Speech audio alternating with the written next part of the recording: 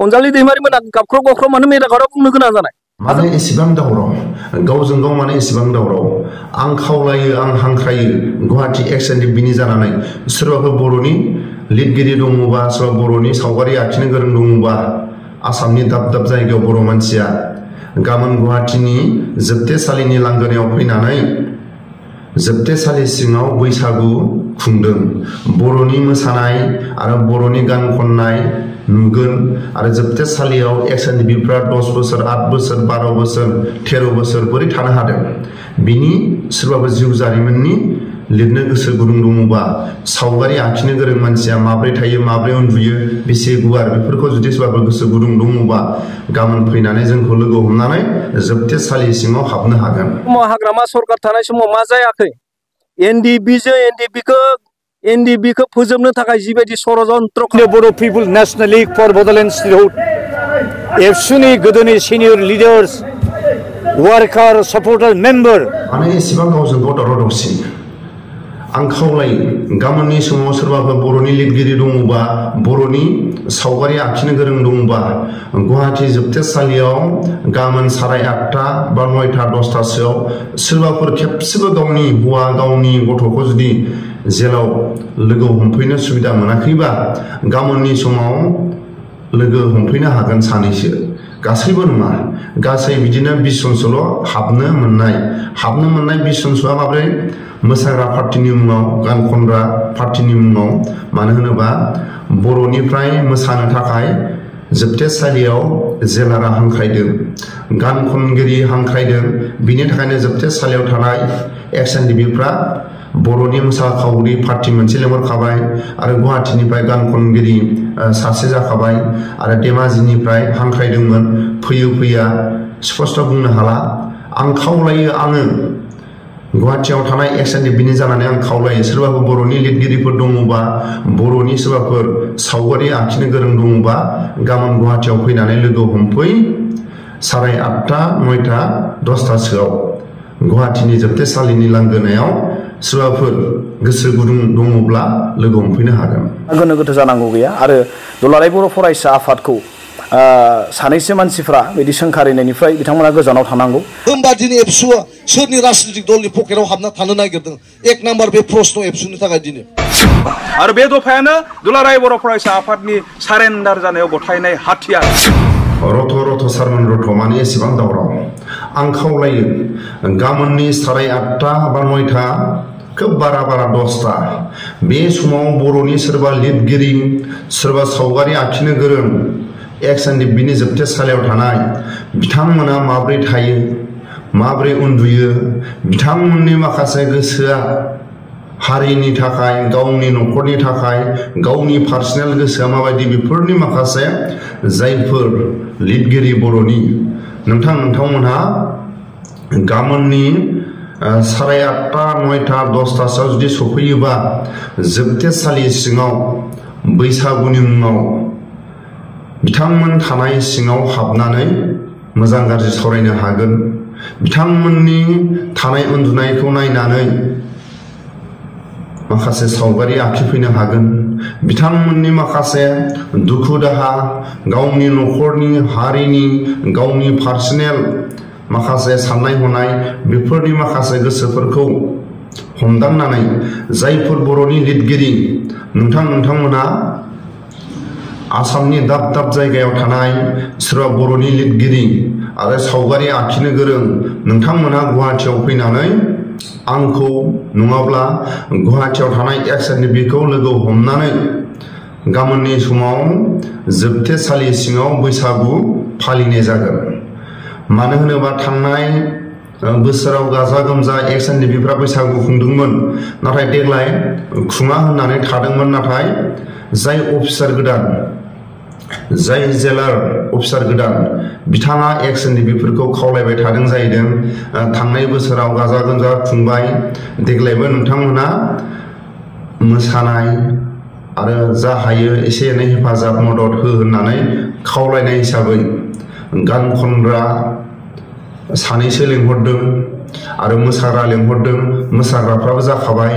आरो गान खनग्रा सानैसो लेंहरदों गुवाहाटीनिफ्राय जाबाय आरो धेमाजि सिमेन्ट सापरिनि जाय जोंनि बर'नि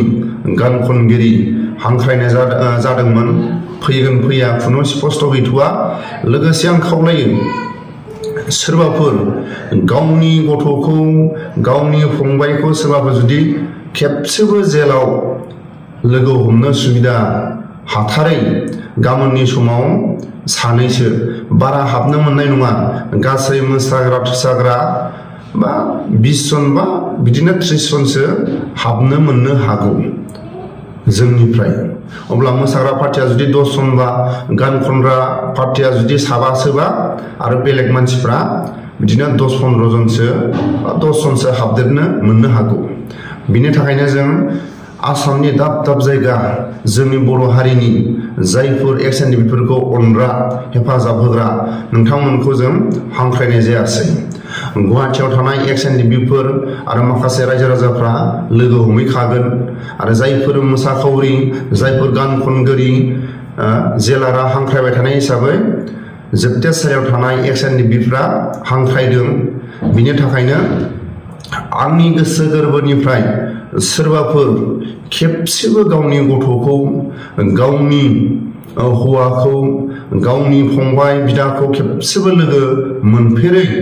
लोगो हमनो सुबिदा मोनफेरै गाबोननि समाव गुवाहाटी बे जोबथेसालिनि लांगोनायाव फैनानै जोंखौ लोगो हमफैयोबा जोङो लोगो हमनो थाखाय आरो जेल सिङाव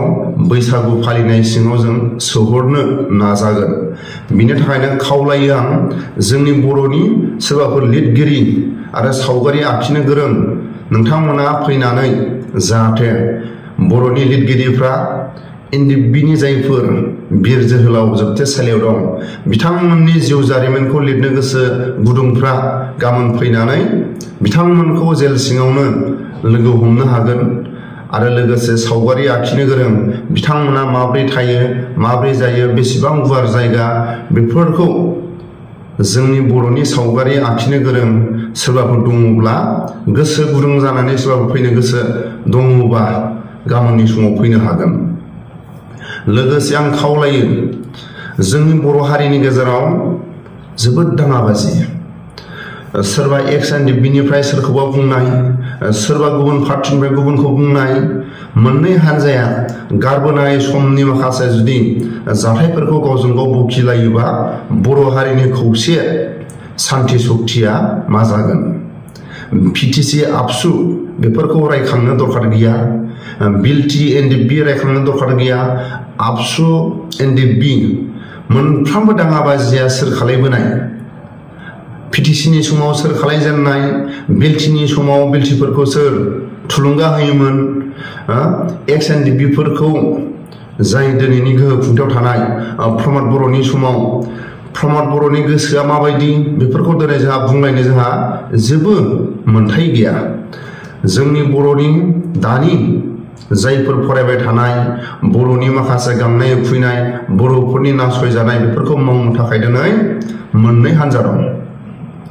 नाथाय अबेबा पार्टिनि सोरखौबा सोंखारिनायनि सिगां सोरबा गावनि हाइ कमान्डआव पावार लानो गोनां जायो जों दिनै नुदों ससियेल मिडियायाव नों हायोना आं हायो नाथाय जाय पार्टियाव दं सोरबा बिपिएफ पार्टिनि सोरबा सासेया सोरखौबा सोंखारिनायनि सिगां हाइ कमान्डआव अर्डार लानो गोनां जायो सोरबा इउपिपिएलनि सोरबा सोद्रोमाया जुदि सोरखौबा बुङोबा हाइ कमान्डनिफ्राय सोंनो गोनां जायो ना दिनैनि समाव नों हायोना आं हायो एसेबां जुदि बर'नि खामानि मावनो थाखाय दानि गोहो खुंथाया जुदि सानदोंबा जायफोर गोरों गोरों भलन्टियार आबसुनि रिटायार्ड एन-डि-बि रिटायार्ड जायफोर एक्स-एन-डि-बि जायफोर गेदेरमा रायजो राजाफोर दं जायफोर दानि गोहो खुंथायाव थानाय बर'नि माखासे जौगानांगौ फरायसाफोरनि जौगानांगौ बर' हारिनि आरो बिटिआरनि खामानि मावनो गोनां बिटिआरनि बाहेरानि बर'फोरनि खामानि मावनो गोनां नांगौ गोरों मानसि नांगौ होनदों नाथाय एसेबां जुदि बर'नि गांनाय उखैनायखौ जुदि मावथारनो आरो बर'नि सोबख'जानाय नासयजानायखौ जुदि मावथारनोमोनब्ला सानसुमा खुंगुरखौ मानो नोजोर होआखै सानसुमा खुंगुर सारखौ होमोन जयन्त बसुमतारीनि जायगायाव सानसुमा खुंगुरखौ मानो होनो हायाखै नङाब्ला जायफोर भलन्टियार आबसुनि गोरों गोराफोर दं एक्स एनडिबिनि रिटायार लानाय डिसार्ज लानाय बिथांमोनखौ दिनै रेसपेक्ट होदोंना जों दिनै नुदों सानसेबाबो सिनियर साननैबाबो सिनियर जायफोर सिनियरफोरखौ गाग्लोबनानै भलन्टियार आबसुनि गेदेरमा दैदेनगिरिफोरखौ दिनैनि आबसुफ्रा दिनैनि गोहो खुंथायाव थानाय नोंथांमोना सिनायोना सोरबा दानि ससियेल मिडियायाव बुंलाबायग्रा एक्स एनडिबिनि रिटायार लानाय सोरबा एक्स एनडिबिनि डिसार्ज लानाय बिथांमोनखौ सिनायोना बर' हारिनि गेजेराव गोरों गोरा रायजो राजाफोरखौ सिनायोना जाथिनि खामानि मावनो हारिनि खामानि मावनो थाखाय गोरों मानसि नांगौबा सानसुमा खुंगुरखौ होमोन जयन्त बसुमतारीनि जायगायाव दिल्लीयाव सोमावजोबनो हायो सानसुमा खुंगुर होननानै बुङोबा सासे बिदा गेदेर होननानैसो सिनायो आसामनि देरसिन गोरों होननानै बुङोबा